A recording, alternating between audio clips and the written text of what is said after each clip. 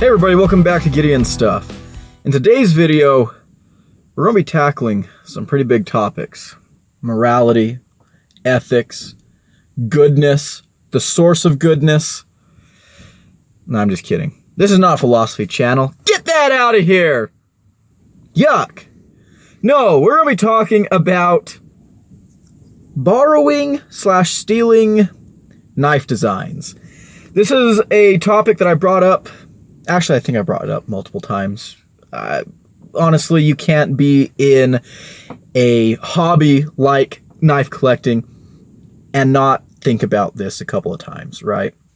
Also, you can see out my back window the Oregon mountains. Got a little bit of snow on them. They're beautiful. It's a dark, kind of stormy day. I was going to be filming this outside, but it is windy AF.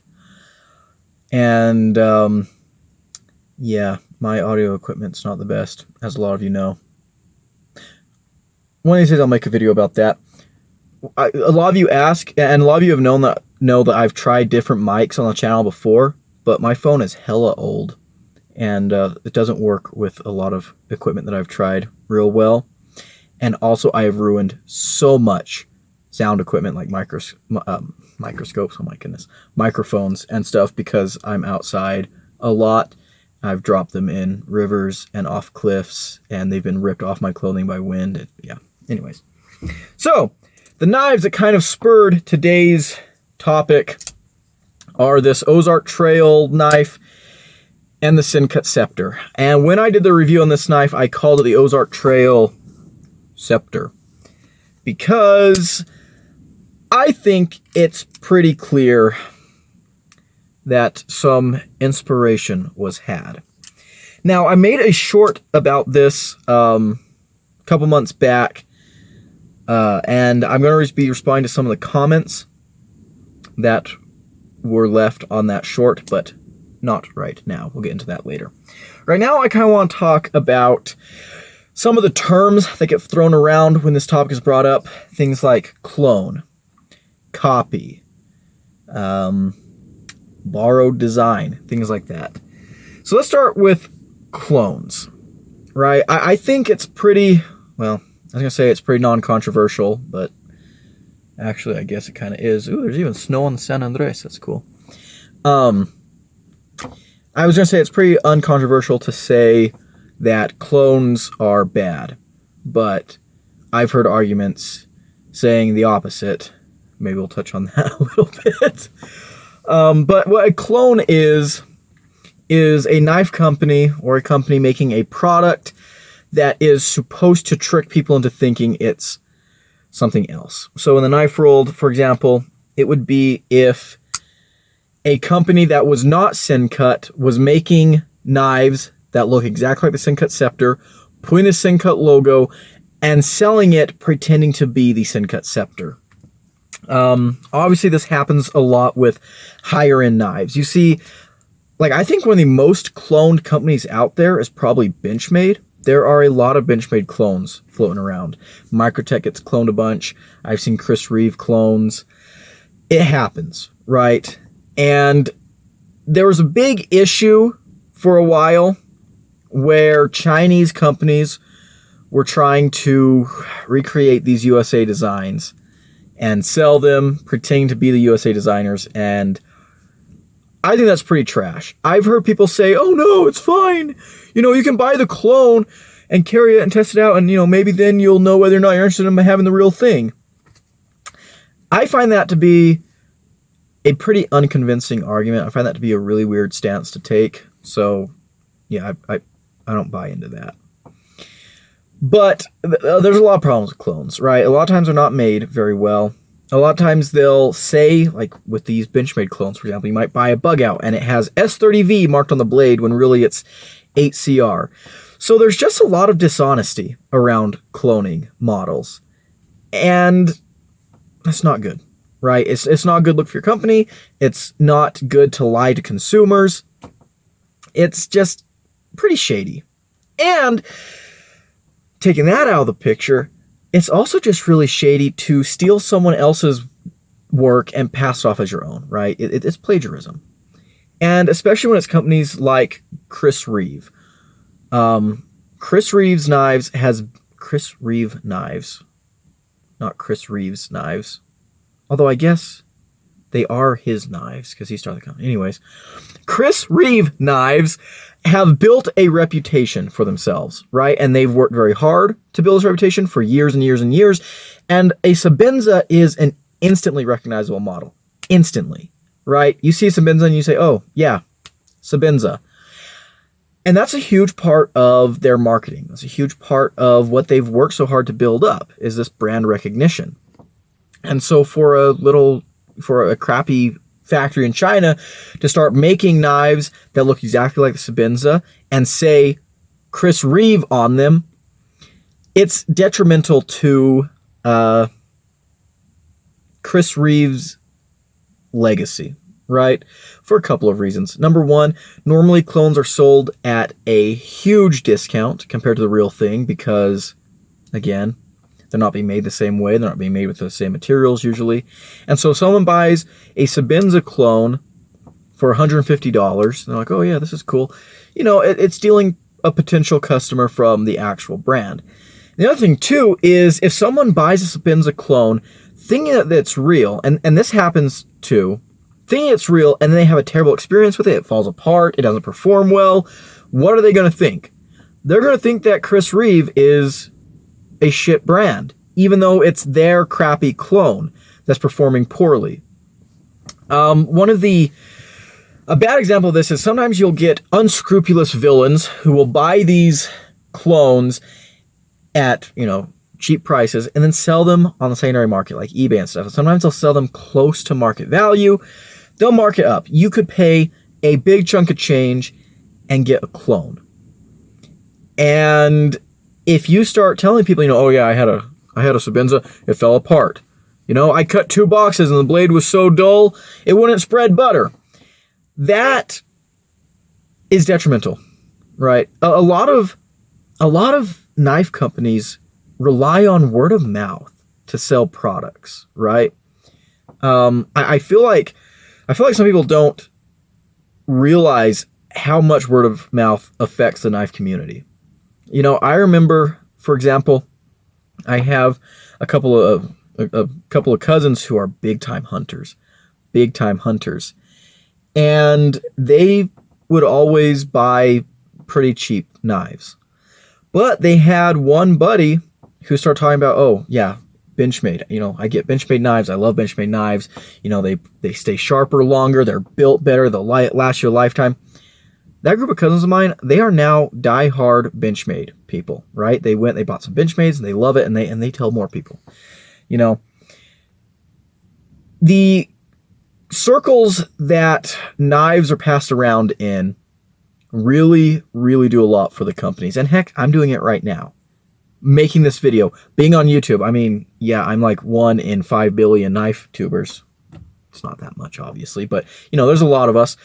And we're spreading the word of knives, right? We get something and we say, oh yeah, this is awesome. You should go get this. This is crap. You should not get this. And that does hold a lot of weight. And I'm not trying to toot my horn, but I'm kind of trying to toot the collective horn of the community. I hope you guys don't mind if I come in there and just toot your horns for you. But there's a lot of power in word of mouth in a hobbyist and an enthusiast community. If something's not up to snuff, people hear about it, right? So yeah, clones are never okay, in my opinion. I think they do a lot of harm. And as someone who had to kill an evil clone version of myself earlier this week, I'm just completely against clones in general. Just no clones. No clones. Unless they're the clones from Star Wars. In that case, they're cool. They're cool with me. Rest in peace, Fives. I love you, 99. Okay, so that's clones out of the way. I don't really want to talk about clones very much in this video. We're going to focus more on copied designs, which is what I would consider this knife to be. And in this category, I think the conversation of ethics gets a little more complicated, a little more nuanced, right? So what is a copy? How's it different from a clone? The reason this knife is a copy and not a clone is because it's branded Ozar Trail. And because it does have a lot of distinct differences from the Sin Cut version. This is not the first time Ozar Trail has done this. They also had a knife that was modeled after the Elementum. It very clearly resembled the Elementum, but it wasn't exactly the same. So you could tell that this knife was inspired by the scepter, but the Ozar Trail is not claiming that this is a scepter. They're not trying to deceive anyone. They're not trying to say, oh yeah, you're buying the Sin Cut scepter for $5. This is their own thing. They kind of traced the outline of the scepter and then did their own things to it. Some of the differences include it's a crossbar lock, right? The way they did the clip is different. They have an inset clip here. The dimensions are also slightly different. This one's actually a little bit beefier than the original scepter. We're lacking this little cut right here. The pivot is different. Yeah, there are some significant differences, but there are enough similarities that you really can't just ignore them. You can't gloss over them. They're glaringly obvious. It is apparent that this knife was very heavily inspired by the scepter. Whoever designed this sat down and they're like, I like the Sin Cut scepter. Let's do that, but different. All right, now that we've got that out of the way, what do I think about this situation? Is it okay for Sin Cut or for Ozar Trail to borrow from Sin Cut? Before we get into what I think, we're going to get into what you guys think. So I posted a short, again, months ago. It's this short right here. And we're going to go over the comments on that video because in that short I asked for your guys' thoughts. I've got the comments pulled up here. Let's go ahead and read them. From John Cook, 2504.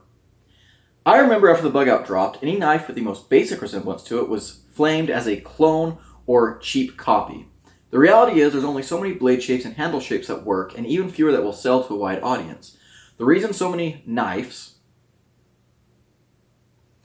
look like other knives, you spelled it right the second time, is because the formula they have works, and knife makers know this. If you ask a random person on the street to draw a pocket knife, chances are they will draw something similar to these without ever laying eyes on them.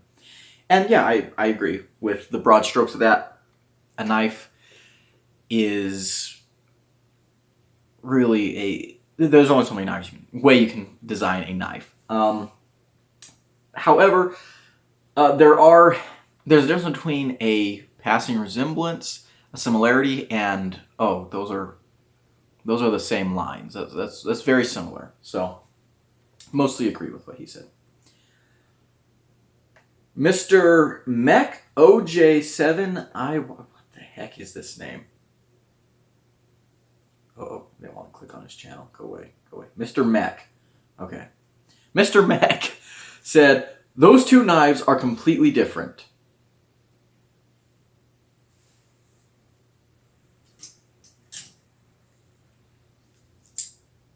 Would we say completely different? I don't think so. Gonzalez 7805 says, as a consumer, I love it.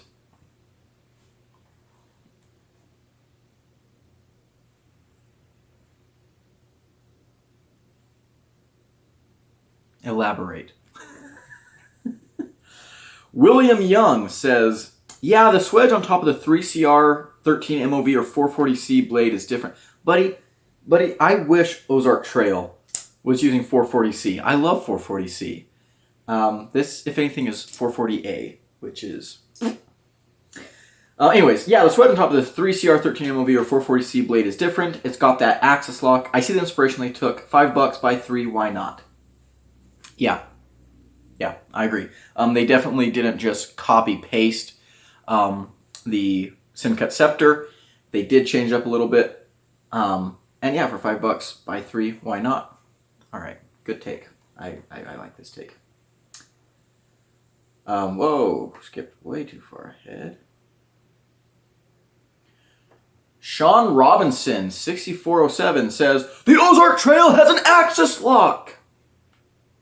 Yep, I noticed that too. Muvo TV, or Muvo TX, says, my personal opinion is these two knives are not alike enough to trigger any feeling/emotion one way or another on the topic. The lock mechanisms are totally different. ... For one thing. I kind of disagree with this. Like, I think they're definitely similar enough for you to be like, huh, one of these is like the other. Someone was taking notes, right? Core Garrett. Nice name. So they made a knife that looks like another knife, but don't advertise as trying to be that knife or as good as that knife, and didn't copy the other knife's logo. So what's the problem? Yeah, I think you kind of missed what I was saying in the video. A lot of people tend to do that when I make videos, or they tend to think, like, especially videos where I'm asking a question, like, hey, what do you guys think? Yeah. So what's the problem? I don't think there is a problem, really. And he's right. It's not a clone. It's just a copy design. Okay. Sarge, 2112. Yeah, it is. Why not, as long as it's decent quality? I think he's saying, yes, it is copying, but why not do that as long as it's decent quality? Which we have got another comment coming up that has kind of the same vibe, so we're going to respond to that one.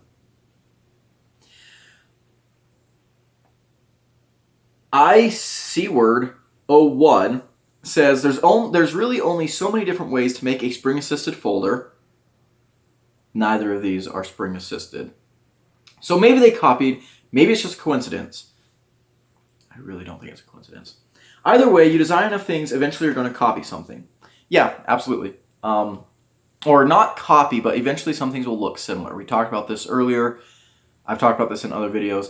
There's only so many ways to design a knife and have it still be functional to a wide audience. So I agree with that. I don't think that this is a coincidence, though.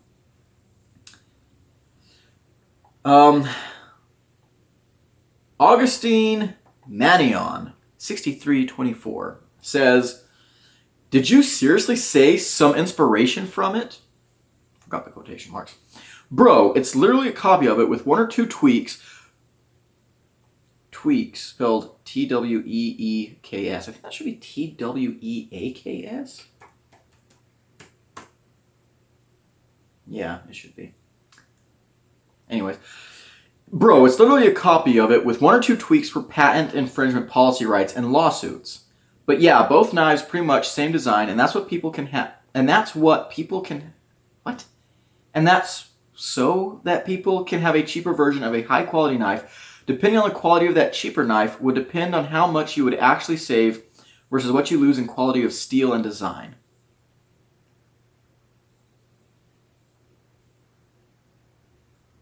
You'll notice, if you read these comments, I respond to a lot of these in like really kind of short sentences. And part of that is because like comments like this, there's a lot to unpack. And I knew I was going to be making a video about this, so I wanted to unpack in the video. Did you seriously say some inspiration from it? Yes, I did. I did say that. I said I think that this knife has taken some inspiration from the Sin-Cut Scepter. You know, I was being a little bit generous. It's literally a copy of it with one or two tweaks for patent infringement, policy rights, and lawsuits. Yeah, I would agree with that. This is almost a copy, but they did change up enough things that I don't think they can be sued by Sin-Cut. Is that okay? I don't know. But yeah, both knives pretty much same design, and that's so people can have a cheaper version of a high-quality knife. Depending on the quality of that cheaper knife, would depend on how much you would actually save versus what you lose in quality of steel. Okay, so I get what he's saying here. He's saying that this allows people to purchase the same thing as an expensive knife, but save money. And we discussed this already. Number one, the Sin-Cut Scepter is not a super expensive knife. It's definitely way more expensive than $5. But again, I really don't think that that's a good argument, because Ozar Trail could have easily have made a knife of their own design and sold it, crossbar lock, flipper, thumb studs, anything, instead of, copying this. Now, personally, I think that's a little bit weird, because Ozar Trail trying to capitalize off of the popularity of the scepter doesn't make a whole lot of sense to me, because Ozar Trail, I think, is selling knives to a completely demographic than Syncut is. And also, the Syncut scepter was popular when it first came out. It's been discontinued now, around the same time this knife came out. So, I don't know. I don't know. But, there we go. Alright, continuing with these comments. Tommy Boy 8341 says, they do look alike. I can tell you they are both nice, that's for sure. Both have nice action. I'm really not sure what to think. Appreciate the honesty. G1TR3KT5 says, I would 100% call a clone. I would not, because it's not trying to pretend to be the Syncut scepter. They're not copying the logo or anything. But, continuing. For example, there's been a lot of World of Warcraft clones that have come out in gaming. They do not brand as that and weren't exact copies, but they were certainly one thing, cheap knockoffs. As for them using the clone template, then it comes down to who makes the better product. And if the original pursues legal action due to patents, etc. Is it shady to just steal someone else's hard work? Yes. But could we really advance as humanity without at least taking inspirations from others? Not very quickly. Okay, so I've got a lot to unpack with this one. Let's start with that last sentence. Could we really advance as humanity without at least taking inspirations from others? Not very quickly. That's absolutely true, right? The progress in technology, progress in social equality, the progress in art, culture of each generation stands on the shoulders of the generation that came before, right? We build on the ideas of the past to create the ideas of the future. So I absolutely agree with what he's saying there. However, taking inspiration is not necessarily the same thing as stealing someone else's hard work, right? I've talked about this a lot on the channel recently, but we're gonna bring up science again, right? And we're actually gonna bring up the work that I'm being published with. We are doing new analyses and applying new techniques to study this tectonic province that we're studying. However, we're building off of the work of other people, right? We did not invent the zircon geochronology techniques that we're using to date these granites, but we're using them, right? We're out there we're mapping an area that's never been mapped before, but an area next to it has been mapped before. And so we were kind of building off of that guy's work, saying, oh, okay, he did this, this, and that. We're doing this, this, and that, but over here, and actually we're expounding upon what he did. So that definitely we're building on what came before.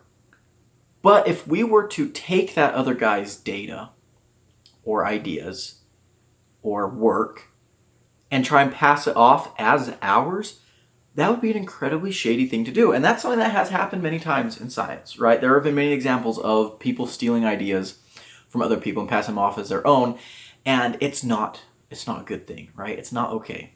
It's not okay. So there's definitely a way to see something you like and expound upon it without directly copying. And I kind of think that's what's going on here. I think Ozar Trail really, some designer really liked the design of the Syncut scepter, and they said, I wish that was a crossbar lock. And so they made a crossbar lock, and they made some other changes and stuff. I kind of think that's what's going on instead of cloning. So about what he was talking about, the World of Warcraft clones. Unless they're branding themselves as World of Warcraft, without being World of Warcraft, they're not clones. But I also get where he's coming out, or where he's coming from with that, because if we think about like the firearms world, the 1911 pattern, I think I read somewhere that the 1911 pattern is the most borrowed, we'll call it borrowed for now, the most borrowed design for a gun ever. And a lot of people call those clones, right? Oh, I got a TSIS 1911 clone. This, that, and the other. I don't think they're really clones. Obviously the Colt made the original, but I would call those more inspirations, right? And heck, even like back during, let's take the K-bar knife, for example. Here we go. Here's a little crossover, some World War history, and we're back to knives. The K-bar knife, the UMC fighting knife, the K-bar fighter, has kind of become the icon of K-bar as a brand. However, that pattern was not just made by K-bar, right? During the war, Camillus made them, K-bar made them, I think Buck made some, other companies, Sheffield made some. And so all these companies were making this same design, but it wasn't necessarily cloning, number one, because the government was commissioning it, but you kind of get where I'm coming from, right? Not really the same thing as cloning. It comes down to who makes a better product, and if the original pursues legal action due to patents, etc. Who makes a better product? I think it's an interesting thing. So, let's say, I like this Incut Scepter a lot. This is the first knife I ever reviewed on the channel. Fun fact. I like this knife a lot. Let's say this knife was 100% better in every way. Upgraded materials, better action, crossbar lock is awesome. Everything like that. Would that really justify its existence? And let's treat this as a clone. Let's say this is a knife that is pretending to be the Incut Scepter, and it does everything the Scepter does, but cranks it up to 11. It's just amazing. It's amazing. And people eventually stop buying the real Scepter, and they start buying the fake one with the titanium scales and the M390 blade, whatever, right? Whatever someone did to make it better. Does that justify its existence? I mean, if we're talking pure capitalism, I guess maybe, the superior product, superior business prevails. But I really don't think that's a real great thing, right? We don't want to be a cutthroat, for-profit only, capitalist community, right? I like to see things be a little more like civil, right? So that's my response to that. And he did say, okay, so we had a little bit of a conversation, and he goes on to say, I'll also say I don't think I've ever seen a clone beat out an original product before. Probably also one of the reasons people cloning is a really bad idea. I agree. Don't clone people. We know what happens when you clone people. All right, next up, I think this is our last comment. Yeah. D. Black Drake. Whoa, where did the comment go? Get back here, boy. Oh, we are not done with comments. There's a bunch more. Okay. Depends. Oh my goodness. Okay. Depends what in the team. Depends on the thing. Oh, depends on the thing. For a thing that is mainly for style, it is Defona clone Q bad. Okay, so if it's mainly for style, it's definitely a clone and bad. For a tool, the most important thing should be functionality and quality of materials. If they manage to do it at a lower price, then good on them. It feels like the first two lines of this comment were written by someone completely different than the last line. Maybe this guy was drunk for the first two lines and sobered up to write the third line. But the most important thing should be functionality and quality of materials. They manage to at a lower price and good on them. Kind of the same thing. I don't really agree with that sentiment, right? Just because someone can do something cheaper doesn't mean it's superior, right? Go to Harbor Freight. I'm just going to leave that on the table. Again, I think he already hit the nail on the head. For a thing that's mainly for style, it's definitely a clone and bad. For a tool, the most important thing should be functionality and quality of materials. A lot of times, though, like in the knife world, the knives are more than just a tool. For sure, they are tools, absolutely. But there's also a work of... They're works of art, right? Especially when it's a knife that's designed by a designer. For example, I brought up Harbor Freight. They recently released their Icon knife that looks suspiciously like a Todd Begg design. I don't think that's okay because they're stealing his intellectual property. They're stealing his creativity and passing it off as their own with not even a nod in his direction, right? It's a knife, but it's more than a tool.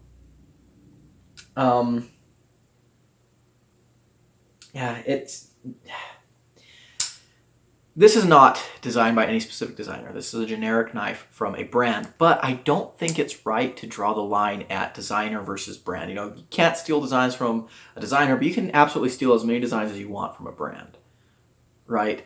I don't think that makes a whole lot of sense, and especially to do it without any kind of acknowledgement. So that's all we're going to do with that comment. Next, Harry 4x4. It's not the same thing as trying to copy a knife and putting the brand on it. So it looks similar to that other knife. I don't see any harm in this. I agree. It's not a clone. It is a copy. All right, so those are all the comments.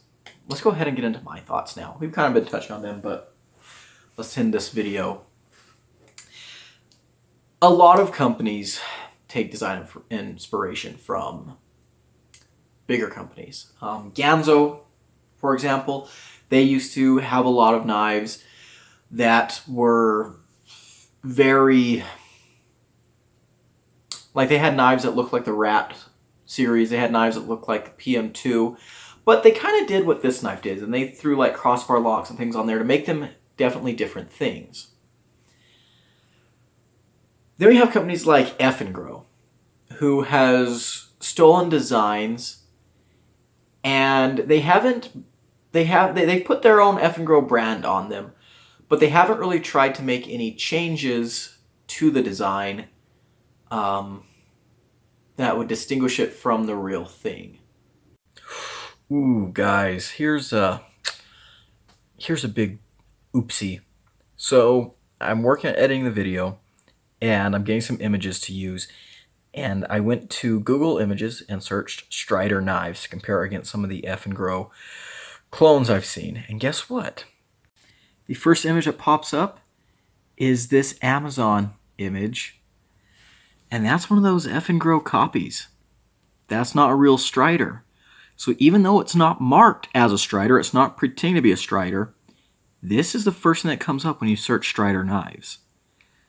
It's a little bit weird. Is this okay? In my mind, what Ozar Trail did here, by taking, again, inspiration from the Sin-Cut Scepter, and then kind of doing their own thing with it, I don't necessarily think this is wrong, right? They are not trying to say this is a Sin-Cut Scepter. They're not being deceptive. They liked something about that design, and they decided to use it in their own thing, and they did go out of their way to make some changes. The flipper tab's different, crossbar lock is different, it's a little bit thicker. So definitely inspired by, but not a copy. However, I think it's a little bit lazy. I do think it's lazy to copy another knife so closely, right? Now, again, if they were putting this, if they were cloning it, if they were making a direct clone, that is absolutely not okay. I condemn that.